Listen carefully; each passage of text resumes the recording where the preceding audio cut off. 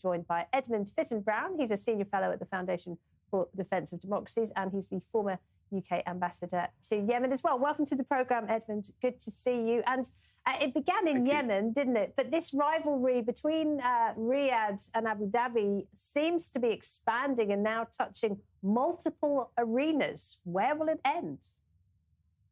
Well, it broke out into the open in Yemen during the last couple of months of last year. I think the signs were there before. The Emiratis and the Saudis were backing different sides, opposing sides in Sudan. And of course, in the case of the Abraham Accords, the UAE had been the trailblazer and had joined them, and Saudi Arabia was, lagging behind and doubtful about them. So I think Yemen really brought out into the open something that had been apparent already. But the question, of course, is how far can this really go? Because these are two very close allies. They're both part of a very important alliance, the Gulf Cooperation Council.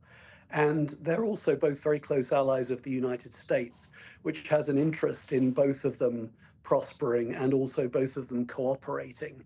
So I'm not sure that this is going to be quite as severe a rift as people are saying. Is there a risk that the UAE might find itself on the receiving end of the kind of siege and boycott that we saw happen to Qatar back in 2017?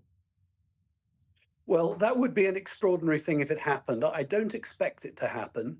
Qatar had been very provocative towards the other GCC countries and particularly towards Saudi Arabia.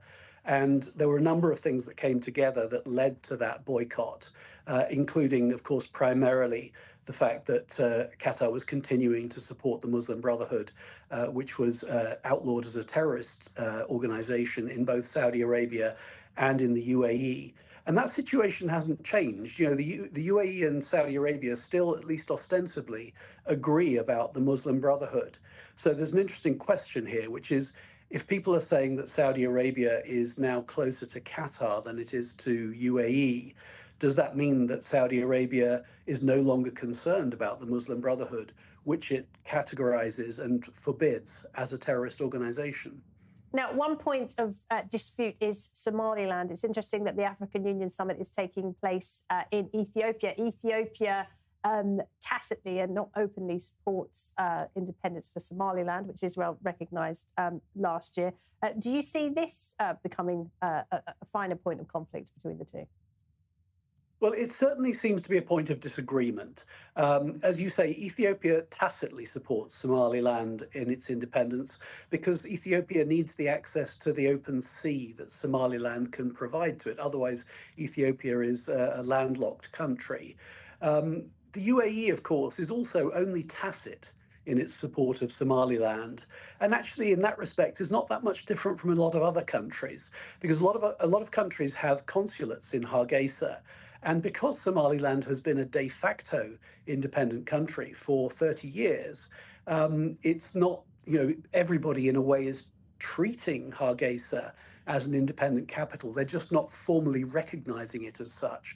Now, the country that did make a difference in this was Israel, because Israel formally recognized Somaliland as an independent country recently. And I think that's made the Somaliland issue much more prominent for people, and of course it massively upsets Somalia, which still claims Somaliland as part of its own territory. But I don't see that the Emirates can be held responsible for that. Saudi and the UAE have often been lumped together as the moderate Arab countries in the region, and their influence was supposed to provide a kind of positive framework for development in the region. Is that still intact? I think it is still intact, but there is a question about whether we have some kind of drift happening with the Saudis, hedging their bets more perhaps than they used to.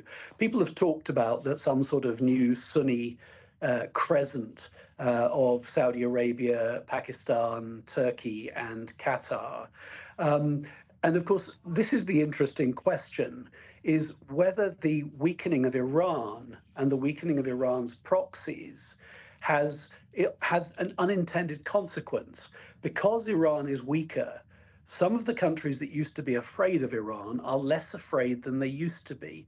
And the Saudis certainly used to be afraid of Iran, and now perhaps they're less afraid. They see Iran as a wounded beast. They see it as very much weakened, not as being capable of threatening them militarily.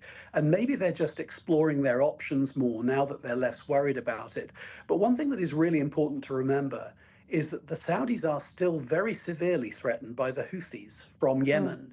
And the Houthis, who shut down the Red Sea, you will remember, recently, and that was an act of aggression against Saudi Arabia because Saudi Arabia has ports on the Red Sea, and it was unable to use them while the Houthis were attacking ships in the Red Sea. So the Saudis need to worry about the Houthis. The Houthis have territorial claims on Saudi Arabia. They claim that they should control the holy places of Mecca and Medina.